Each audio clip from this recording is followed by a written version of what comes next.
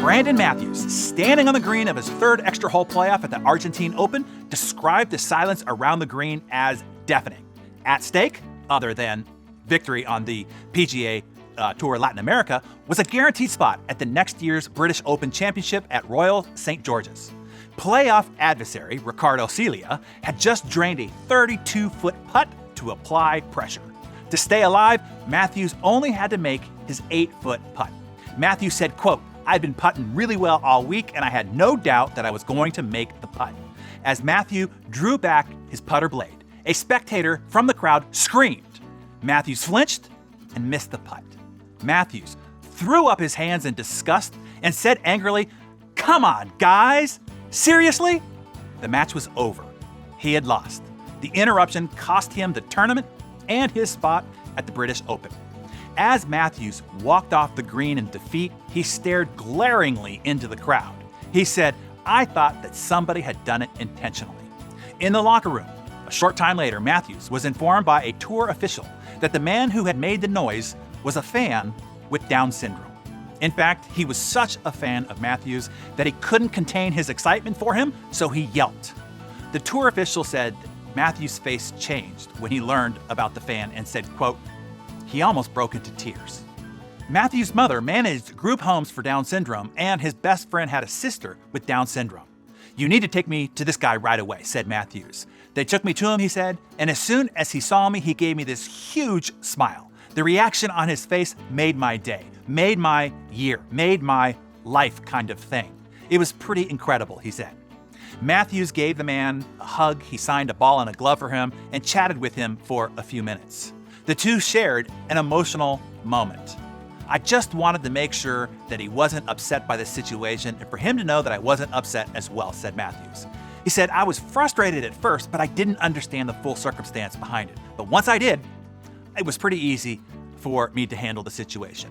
So, my Darren Daily friends, here's what you don't know for sure. You never know what's going on in somebody else's life. That Uber driver who wasn't so friendly, she might be an overwhelmed single mother who only slept 3 hours a night for weeks because she's trying to make ends meet working 3 jobs. That person who bumped into you on the sidewalk and didn't say sorry, maybe they are taking themselves to the hospital for chemo, or they just found out devastating news about a family member. That bad driver who cut you off, maybe they are rushing home because of an emergency. That cranky cashier, maybe she is suffering from chronic pain. That person who didn't smile in the elevator at you, they might be suffering from severe depression. Or maybe you noticed a pregnant teen walking by. You instantly think that she is irresponsible and that her parents didn't raise her right. But what if she was raped? Hey, she might not have been, but that's the point. You don't know. You don't know anything about her life, but yet we already have formed a strong opinion about it. You never know what's going on in somebody else's life. A few weeks before the tragic and premature death of Chadwick Boseman, pictures surfaced on the internet that had him looking alarmingly thin and haggard. In many of the comment sections and on meme accounts, people joked at the effects of a few months of quarantine. Others called him Crack Panther, implying that he had a drug addiction and that was to blame for his radical change in appearance. Of course, we all know now why he looked that way. He was dying right before our eyes. He was dying of stage 4 colon cancer. Only a few days after these photos were taken, he died. Boseman's death, to all but a tight-knit circle of his team and a few close family members, was shocking and sudden. You never know what's going on in somebody else's life. Everyone around you, the people in the aisles at the grocery store, those that you pass in traffic, the faces that you see on your Zoom meeting or sitting next to you at work, those that you encounter on social media, and believe it or not, those that you see across the dining room table. Every one of those people are all experiencing the collateral damage of what it is to be living. They are all grieving someone, missing someone, worried about someone, and afraid of something. They are all dealing with the emotional effects of marriage, raising and worrying about their children, their mortgage payment, the security of their job, the satisfaction of their clients or their boss, the continued acceptance by their friends and family.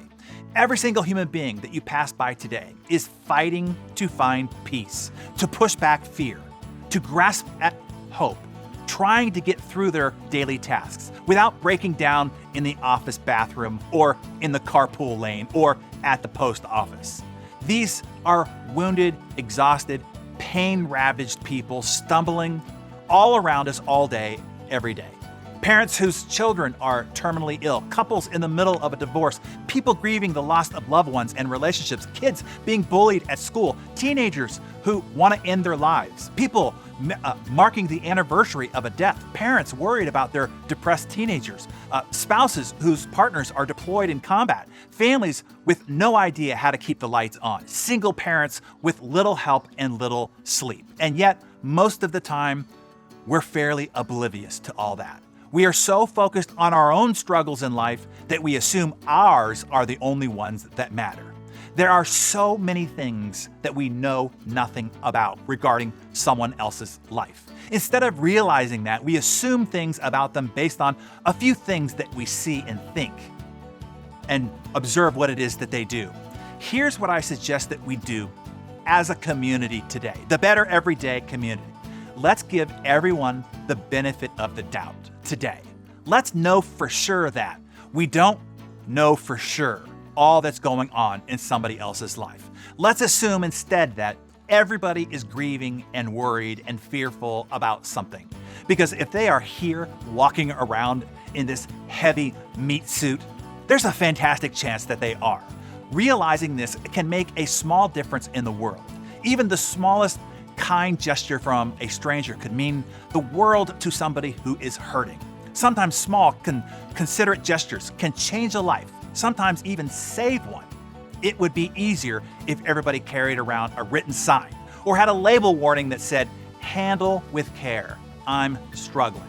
Since they don't, we should look more closely and more deeply and more compassionately at everyone around us, at work, at the gas station, or in the produce section. And never assume that they aren't all just hanging on by a thread, because most people are.